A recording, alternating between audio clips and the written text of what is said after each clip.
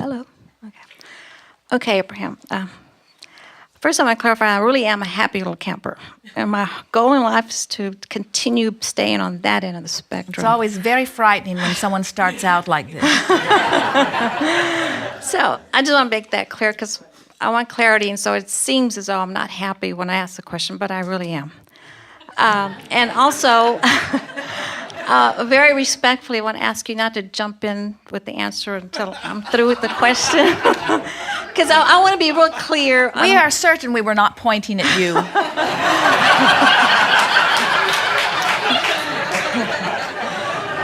I just want you to be real clear where I'm coming from. Because me up here, I'm coming from here, but I'm really coming from over here. Well, you've used almost all of your time already. And I'll talk real fast. Okay. First of all, I get you when you say nothing's more important than I be happy, and why.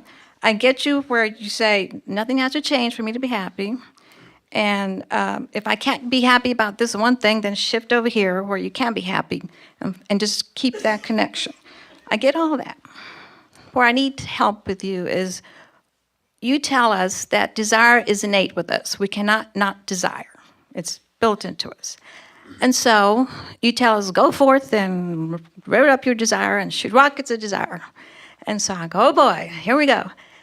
And then while I'm shooting this rocket of desire, I also hear you say, and you haven't stressed it today, but you have in other workshops, at the same time, you need to be happy or be okay with your desires not manifesting. And so when I'm going this way, I'm like, oh, I have to ratchet back and be okay with not getting that desire? So why would I even go there? And so I've got that angst with really, truly wanting that and not getting it. So I listen to you. You say, okay, focus on what you can be happy about. And I go, okay, la-di-da, I'm really happy. But then I go over there and I really want that, but I have to be happy. And I go, oh, isn't that wonderful? And so I'm doing this, and it's exhausting. And I'm saying, okay, who am I kidding? I'm not happy. So about that. I'm happy over here, but not about that. So my logical mind says, okay, so you have to take the manifesting out of the equation altogether and just go shooting rockets, and not caring about the manifestation, because that seems to be what you're telling us to do. But then I kind of feel kind of irresponsible because, like, shouldn't I be focusing on something other than saying, la-di-da, I'm happy, even though that's my goal, to be happily ever after without any attachment to the who's and the whys and the whens. And I like that. I really do. But I kind of dragged into the... All right, we can't stand it anymore. Okay, fine. Oh, it's good enough. Okay. We have to jump in. Okay. Oh, you got enough of it.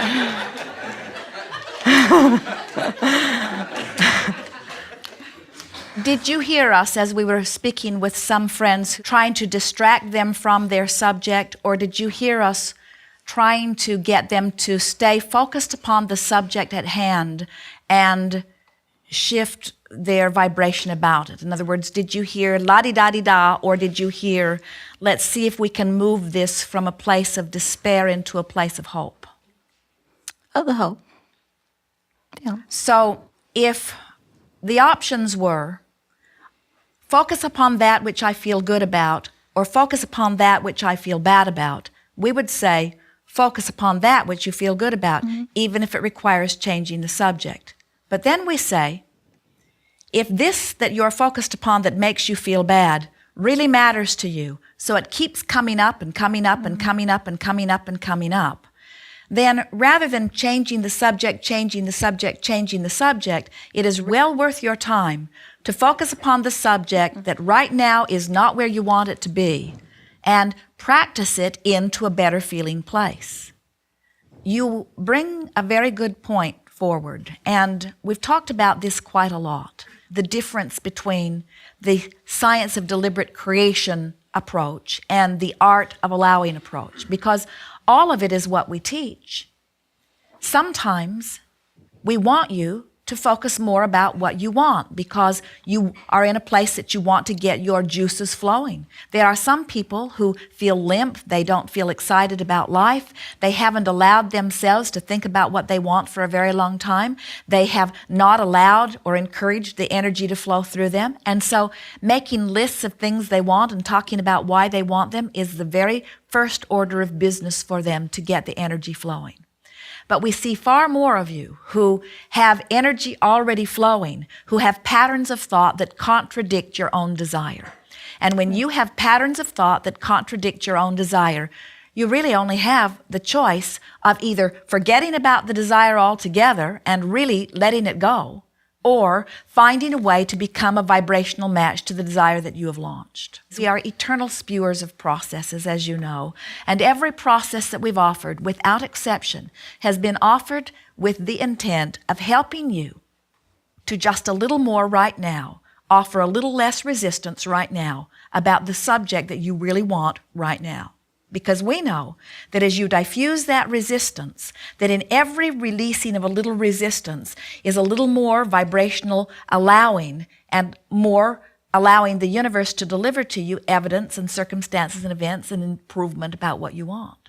And so you're right, we know. You have to go back and forth. Sometimes you're wanting to amplify your clarity of desire, and other times you're wanting to amplify your allowing. And really, isn't that what life is about? Sometimes people will say, well, Abraham, I just feel kind of limp. In other words, I like the drama of getting myself in trouble. We watch Esther. Esther shines in a crisis. When it really comes down to it and something really needs to be done, there is no one that can make it happen more efficiently, more effectively than Esther.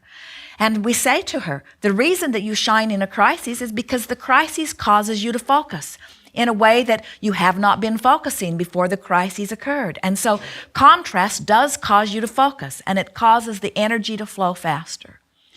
But the real work, the work that is constant, steady, everyday work, is the work of bringing yourself again and again into vibrational alignment with who you are and what you want. When you really, really, really, really, really, really want something, there is a really keen awareness that it isn't happening. And you have to find some way of softening that. So the way we encourage you to soften it is by saying things like, you never get it done. Here you are, you're living contrast. The contrast gives birth to a rocket of desire. Now your work is to focus upon that rocket and achieve vibrational alignment with it. And once you do, now you and your desire are in the same place, and now the universe yields it to you.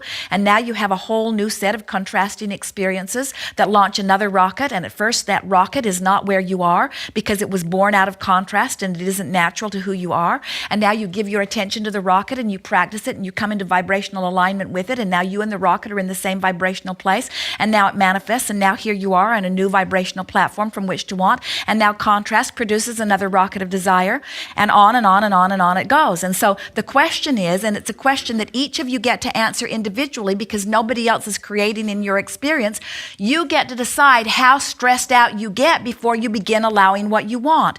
You get to decide if you just sort of want and then allow, and sort of want and then allow, and then you have this nice calm life where you want it and it comes, and you want it and it comes. Or you get to decide whether you want something that is so far out there that you can't even imagine it, and it just tortures the life out of you because it is such a quantum leap from where you are, but you stay focused upon it even though you're not in vibrational proximity to it, but you just want it so much that you keep focusing upon it, but it tortures you because you know you can't afford it, or you know that you're not ready for it, but you really want it, so you stay focused upon it, and in time you just sheer wear down the vibration of resistance, and then something happens that distracts you momentarily from your resistance, and you make a little headway, and then you start getting excited, and then off you go, and then you say, oh boy, wasn't that fun? And we say, or not. In other words, you get to decide how much you torture yourself. Esther has been very annoyed. Jerry and Esther have ordered their new monster bus. They're going to pick it up in February. And Esther has wanted this bus from the first time that she saw anything like it on the road. And Jerry is always wanting to savor it, savor it, savor it. And what is annoying Esther is that back when she first saw it, she wanted it so much that the idea of receiving it would have just knocked her over. The thrill of having something that wonderful was so fantastic fantastic, but they waited and they waited and they waited and they waited, and now the monster bus is a reality. They're building it for them. It's got their name on it. They're going to pick it up. And now, while Esther is pleased with her new monster bus, there is not the off-the-wall, drop-dead excitement over it that she felt when it was vibrationally out of range. We do want you to take the manifestation out of the equation because we know that the manifestation is just the goal that causes you to focus, and it's the juices that flow that are the thrill of life. We know that Esther's going to get that monster bus and it's going to bring her pleasure, but she has had far more pleasure in the planning of it and in the dreaming of it and the imagining of it than she will actually ever experience in the having of it, because she's been dreaming about it for many more years than she will actually have it.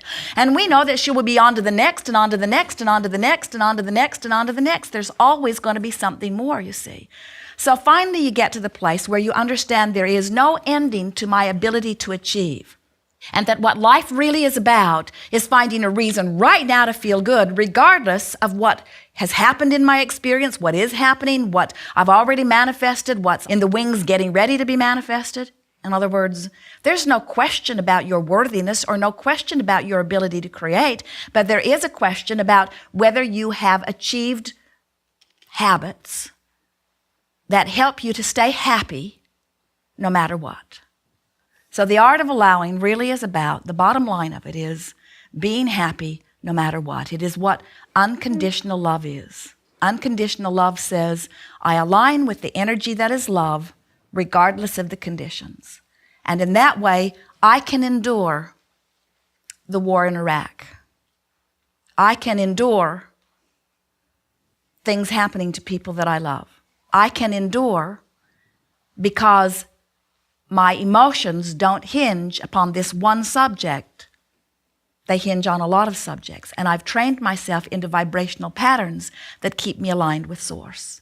Sometimes people say, well, seems like you shouldn't be that happy when there's so much that's sad going on around. And we say, you can't get sad enough to help sad people be happy. And you can't get poor enough to help poor people be prosperous, or confused enough to bring clarity to someone who's confused.